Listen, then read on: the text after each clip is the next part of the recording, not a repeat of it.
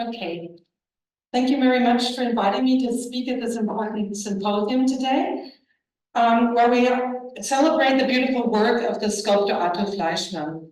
If we visit the city of Vienna, we can still see his sculptures, where they adorn the social housing blocks and community facilities built during an era known as Red Vienna. They're an important part of the dignified architecture that continues to create these environments as Gesamtkunstwerks, or total works of art.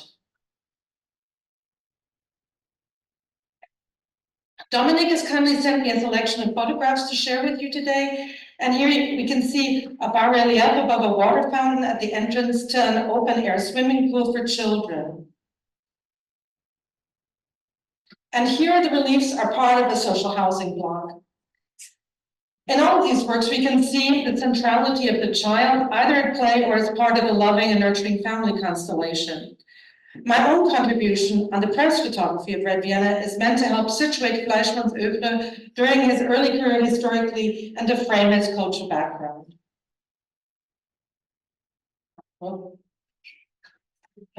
At the back of my filing cabinet is a collection of journalistic photographs of interwar Viennese housing estates, including celebrated examples like the Karl Marx Hof. And yet, these are not the typical images used in architectural history. Instead, they are prints sourced as press photographs in the USA. What I will try to do today is to scrutinize a selection of these images to reflect upon the slippery relationship between architecture, politics, and media, with the dramatic and often brutal events of Austria in the 1920s and 30s providing the frames. The chosen images are those specifically used by the American journalists and which form a key part of the media background in their documentation of three dramatic political scenarios which took place within less than a decade. 3 moments in time are selected for our discussion. The first scenario in the period from 1980 to 1934 was when Vienna was run as an elected municipality by the Social Democrat Party. During this time, some 200,000 poverty-stricken people were rehoused in the new publicly funded apartment blocks, the icons of what is now known as Red Vienna. The second scenario arose from the Austrian Civil War in February 1934, a brief period in which those same buildings were used as fortresses of resistance against the right-wing populist aggression of the Dollfuss dictatorship, speedily leading Austria towards fascism.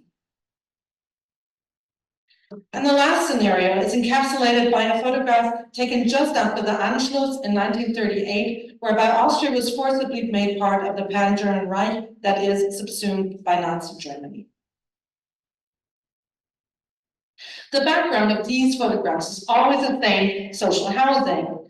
The historic events for which they form stages changed 3 times radically and show that neither architecture nor photography are politically or historically innocent. These press photos are very consciously created as visual narratives, objects that speak instantly of location, action, and time. So the first 2 photographs that we'll be discussing were used to document Red Vienna. On both of these photographs, we see the Rabenhof, a social housing block.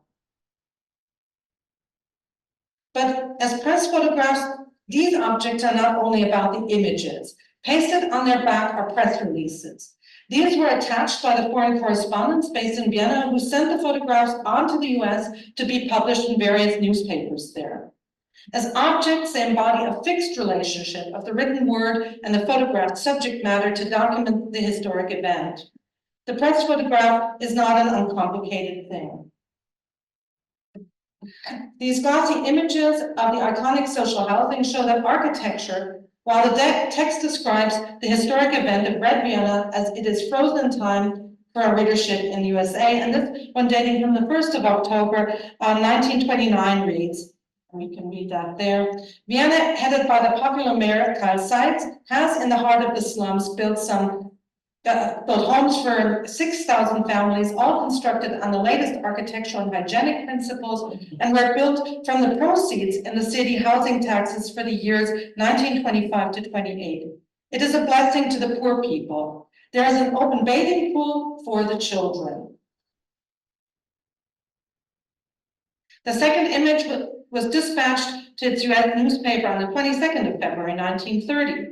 It repeated much of the previous press release, but then went on to explain more explicitly and in terms of a utopian agenda that architecture could be understood as a kind of scientific remedy to social ills and depravity. It stated, criminologists had an active part in furthering the legislation providing for the erection of these apartment houses because of their belief that most felonies were committed by young men and by girls who had not had the proper home conditions due to the filth, discomfort, and ugliness of the old slums. Above photo shows the children's park, an attractive modernist entrance to the communal houses.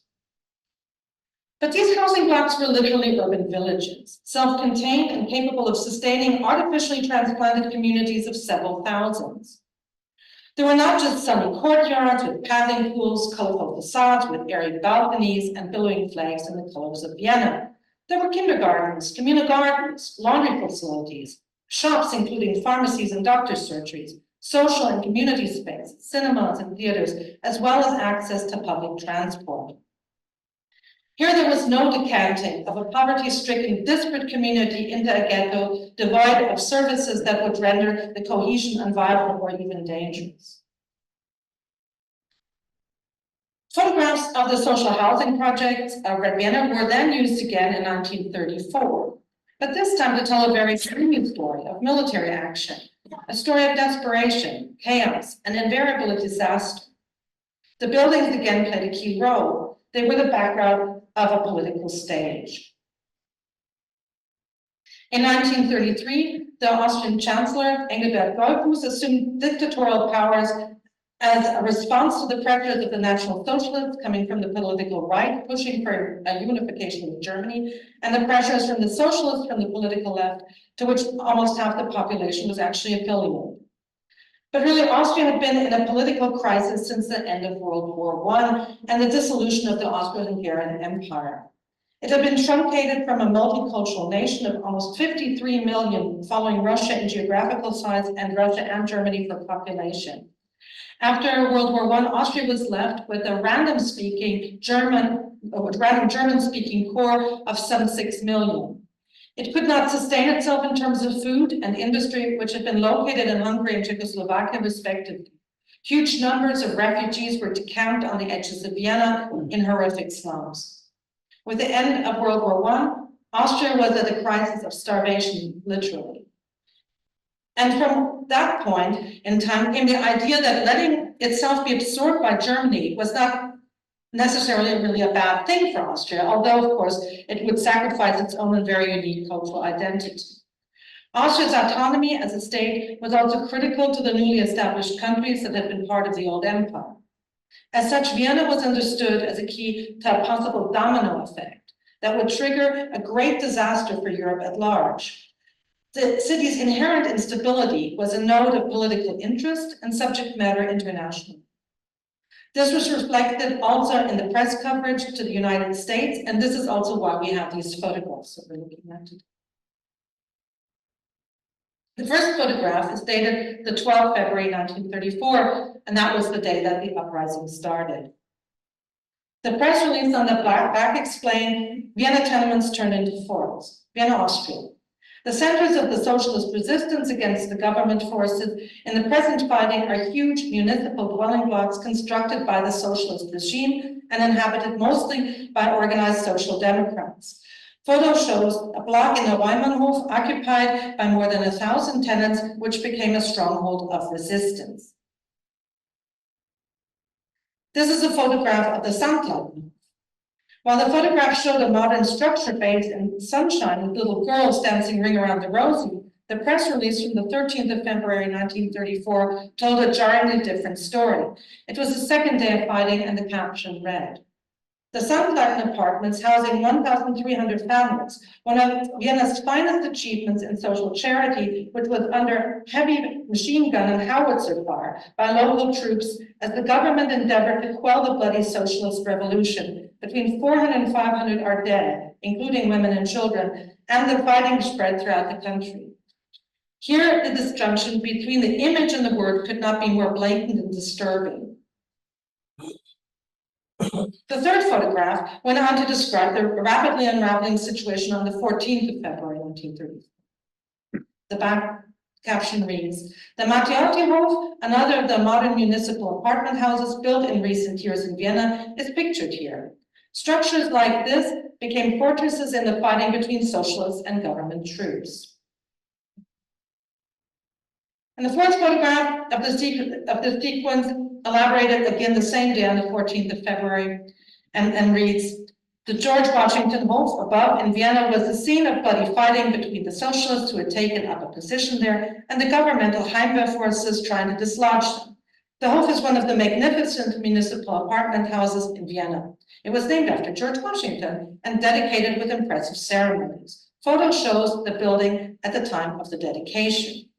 So this photo is the only one to actually acknowledge it was not taken at the time of the political action that's being described on the back. The last scenario of our discussion of press photography in which the buildings of Red Vienna were featured is at the time of the Anschluss of Austria with Germany on the 12th of March 1938. So the caption here reads, "Vienna, Nazis bring bread." In front of the once socialist Karl Marx tenement house, these soldiers of the German army are shown as they distributed food to Vienna's poor. It was in 1934 that the late Chancellor Engelbert Dollfuss ordered troops to fire on socialists barricaded in the Karl Marx. German field kitchens have been busy continuously since the occupation distributing food.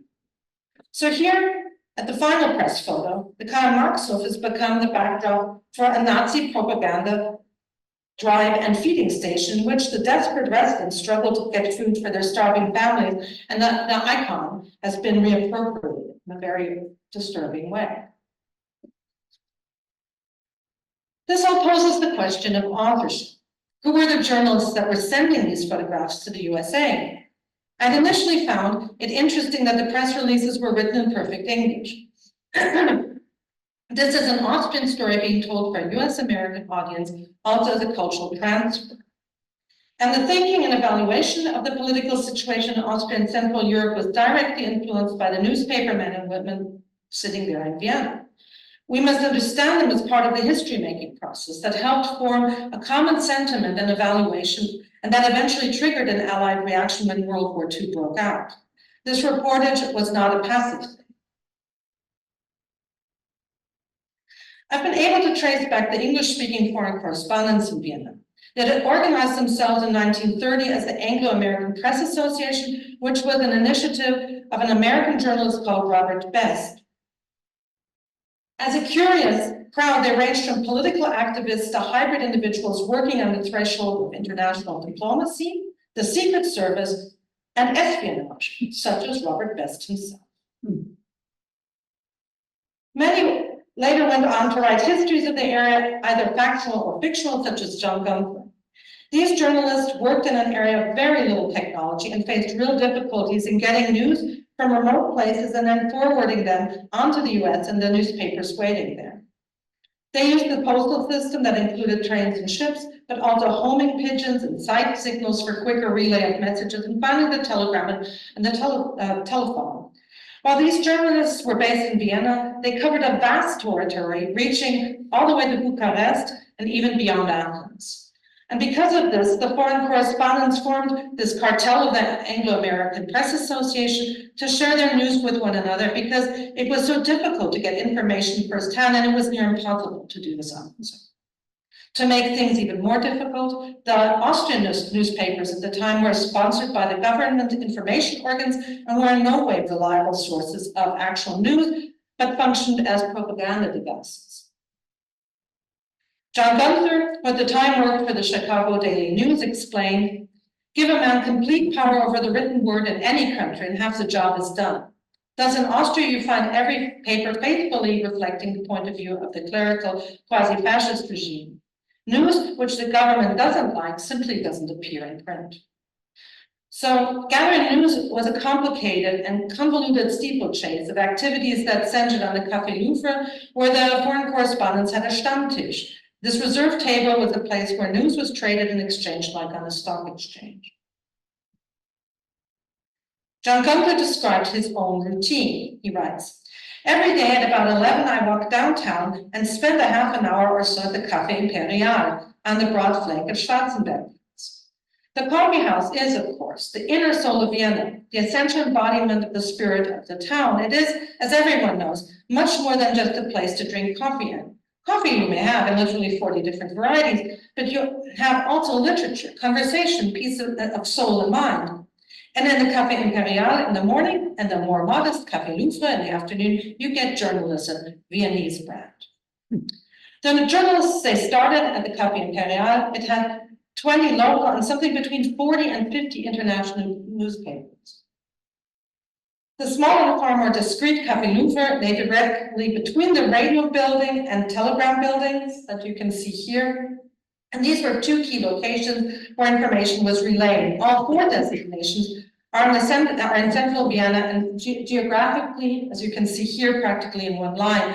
But the Café Louvre also had a telephone. And the foreign correspondence for the foreign correspondence, the telephone was increasingly becoming the technology of choice for the, because it was instant, cheap, and also immune to censorship. While the individual newspapers in the US and UK were in fierce competition with one another, the journalists had formed this pact of mutual collaboration and also friendship. And this way, no one missed out on an important story, even though the area they covered was so very vast and the political situations everywhere volatile, highly complex, and interwoven. Friedrich Scheu, who reported for the London paper Daily Herald, described the setup.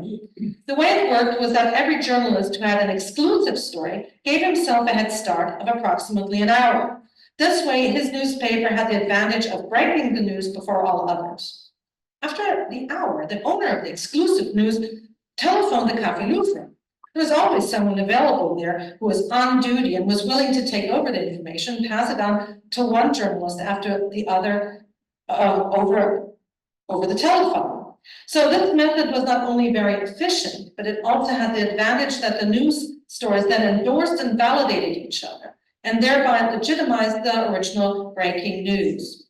Back home, this also elevated the responsible foreign correspondent as the champion, regarding the fierce competition between the papers there. But while I've eventually been able to find out quite a lot about the foreign correspondence, I would like to get back to my starting points, the press images as objects. Photography had from its start been used as documentation and evidence. But before the 1930s, photography and journalism were still quite distinct, also because it was very expensive to reproduce photographic images as mass print media. And soon technology was being driven by the hastening political events in Europe and the demand from US American newspapers for more instant images. There were advances in the development of cameras, film, flash bulbs, etc. at this time. Most newspapers relied on photographic agencies, and the backs of these press photos that I've been discussing show the traces of this trade. These printed photographs as objects had to be transported from the location of the news story to the location of the newspaper. As with all news media, time was of the essence. Then suddenly in 1935, technology made it possible to transmit images by telephone wire from one place to another instantly. And it was only then that the images and text could be actually sent out together, even across the ocean, to be published as headline news. This wire photo here corresponds with its event. The image includes people in action with the architecture as a backdrop. It is also an artifice, and here we can even see a little Nazi mustache retouched into the photo. And the difference between the photograph, the wire photograph and the analog photograph of the architecture of Vienna taken between 1980 and 1929 is also intriguing, and we can see this here, how they contrast. But photography is an unstable witness. This ambitious rehousing program of Red Vienna was accompanied by a campaign including exhibitions and lectures that all relied heavily on images. And these were also then published in the newspapers internationally. What is curious is the second use of the same images to illustrate the outbreak of the Civil War itself that was happening within that social housing estate. And for the journalists, it was safer to recycle the architectural photographs produced for the Red Vienna media dissemination that we can see here, some of the images. And here there was a rupture in the image text relationship because it was too dangerous for anyone to take a close-up photograph of the actual fighting. Except for the bottom right photograph. So these are the sets that was the set that the first two images were the first era, the second image was the second era. And so except for the right bottom photograph, these 5 are all taken at the time when the housing estates were just finished. And if we look carefully, we can see that the last image is different. And the focus of this is not really on the architectural details. The photographer was standing at quite a distance, so it is likely that this was the only image taken at the actual time when the housing estate was actually under siege. But what all of these press photographs make clear is that the images were meant for an audience, a visual, cultural, and political consumer. Their captions added another dimension of context, and the image-text relationship is manifest of these objects that can also then change. By reading these images today, we can gain a further layer of understanding of how Austria was being constructed and then reconstructed through these images for an American audience. This sequence of press photographs is unique evidence of this process. But actually, my research had started out to just show buildings, just as illustrations. What I then discovered was that the architecture is not just a coincidental background to society and politics. Architecture and its photography were here complicit as historic process. Together, they were used as a stage and backdrop for the storytelling of political actions, both physically as actual buildings within the city, and then as press photographs in the construction of additional narratives. The mayor Carl Seitz had once stated in a speech on the architecture of Red Vienna, "When we are there no longer, then these stones will speak for us." And I would like to end on this note.